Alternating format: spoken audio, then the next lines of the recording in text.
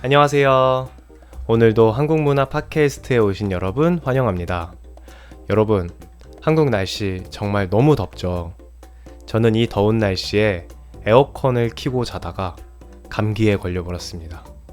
여러분도 감기 조심하세요. 에어컨 바람 너무 많이 쐬지 마시고요.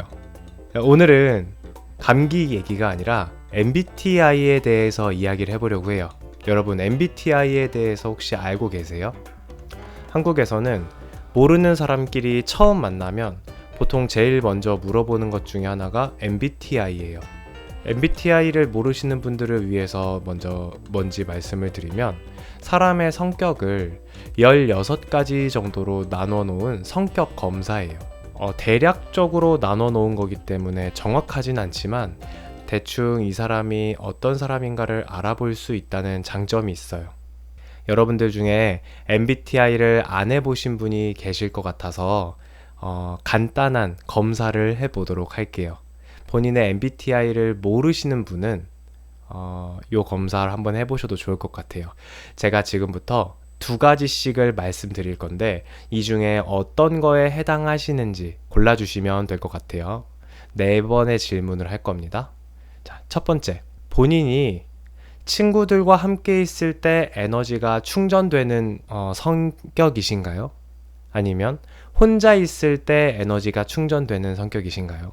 두 번째, 현재 눈앞에 보이는 사실이 중요하신가요? 아니면 큰 그림과 아이디어를 먼저 떠올리시나요?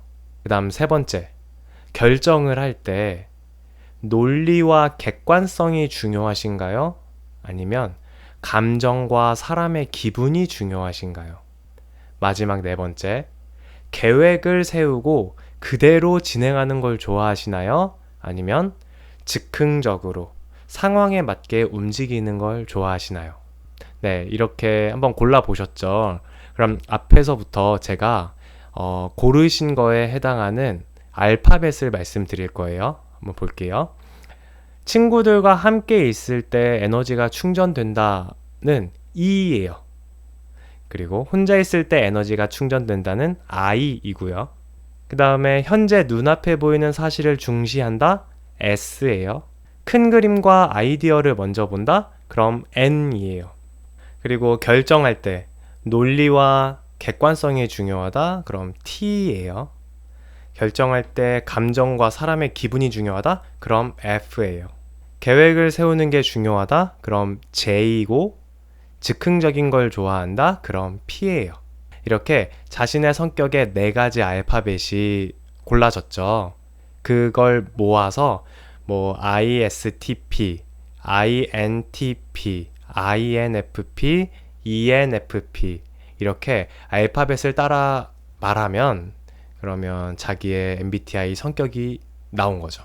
물론 이것도 다 정도가 조금씩 다를 거고 아주 정확하지도 않죠. 또 자기 생각이랑 실제 자기 성격이랑 또 다를 수도 있는 거고요.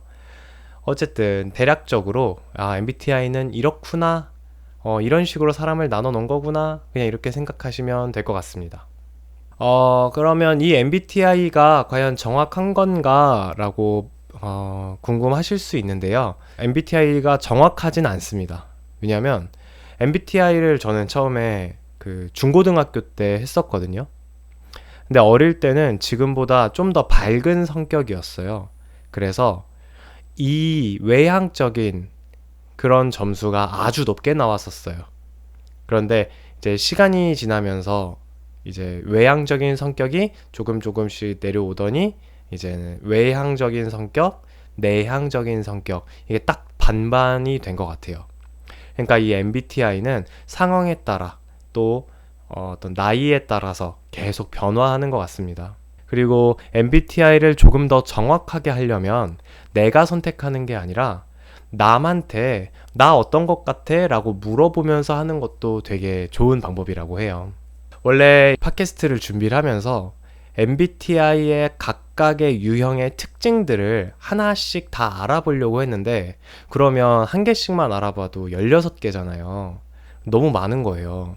그래서 그거는 나중에 필요하다 싶으면은 다시 준비를 해보도록 하고요. 오늘은 MBTI를 사람들이 어떻게 받아들이는가 요거에 조금 더 집중을 한번 해볼게요.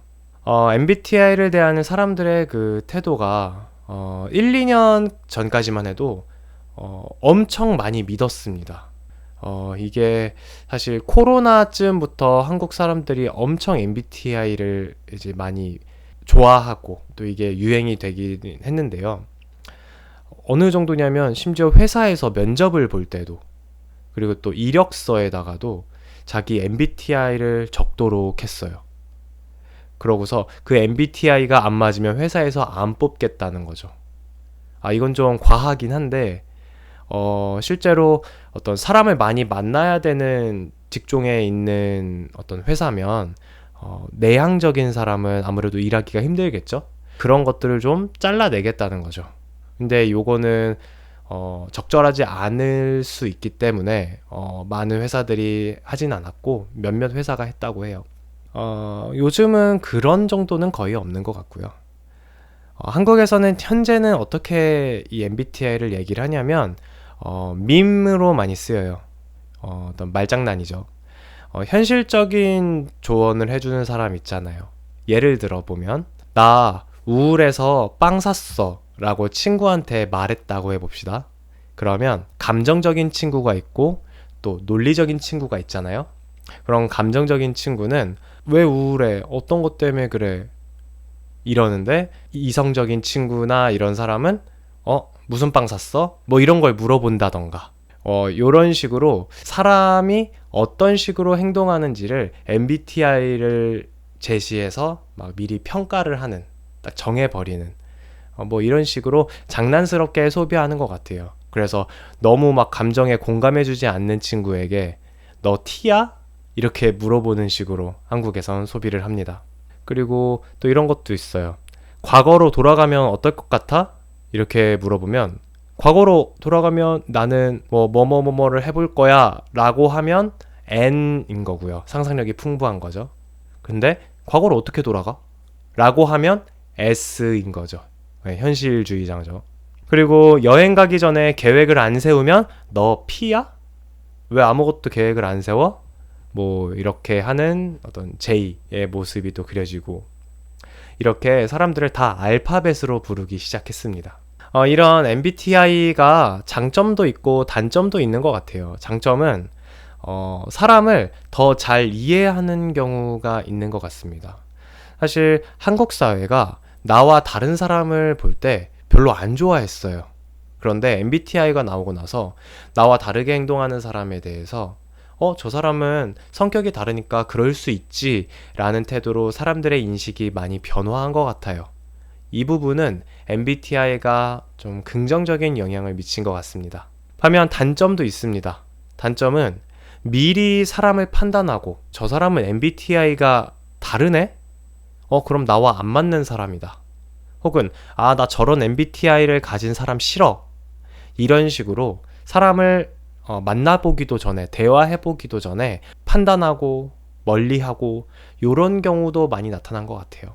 그리고 성격이 누구나 어느 정도는 외향적이고 어느 정도는 내향적이고 또 어느 정도는 계획을 세우고 어느 정도는 안 세우고, 이런 게 분야마다 다르고 또 시기마다 다르고 나이대마다 또 다르고 하잖아요.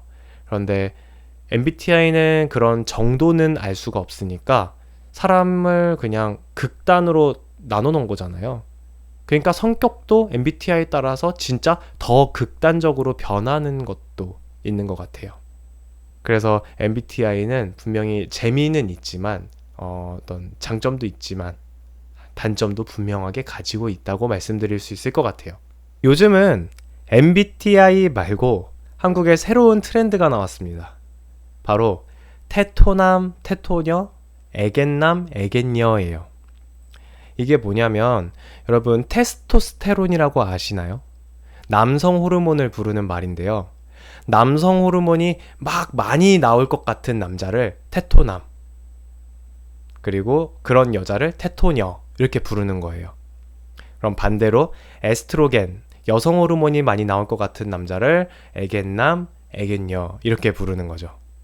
그래서 막 멋진 남자, 남성성, 막 강하고 이런 거를 막 자꾸 하거나 아니면 하고 싶은 말을 당당하게 외치고 또 이렇게 남의 시선에 어떤 굴복하지 않고 신경도 쓰지 않고 그냥 내가 하고 싶은 대로 하는 거, 이런 게 이제 테토남 테토녀고요.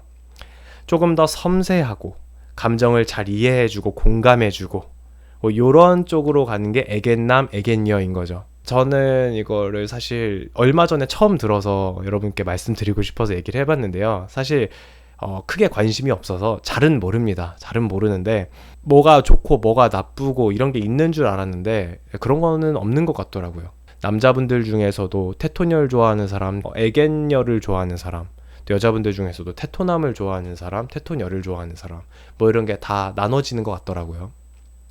근데 이게 문제가 MBTI는 16가지로 나누는데 이 테토남, 테토녀, 애견남, 애견녀는 4가지로 나누는 거잖아요. 더 줄어들었죠. 여러분들의 나라에도 이렇게 어떤 재밌게 성격을 나누는 기준이 있을까요? 이게 MBTI가 유행하고 있는 나라가 있고 아닌 나라가 있다고 하더라고요. 여러분 나라에서도 이런 게 유행하는지 모르겠네요. 한국은 과거에 혈액형으로도 성격을 나누기도 했어요. B형은 이렇다, A형은 이렇다, 이런 식으로요. 여러분들의 나라에도 뭐 나누는 게 있다면 댓글로 알려주시면 감사할 것 같습니다. 오늘은 제가 감기에 걸려서 목소리가 이제 잠긴 채로 녹화를 하니까 영상을 짧게 만들어 봤습니다. 그러면 저도 다음 시간에 또 돌아오도록 하겠습니다. 좋은 하루 되세요. 안녕.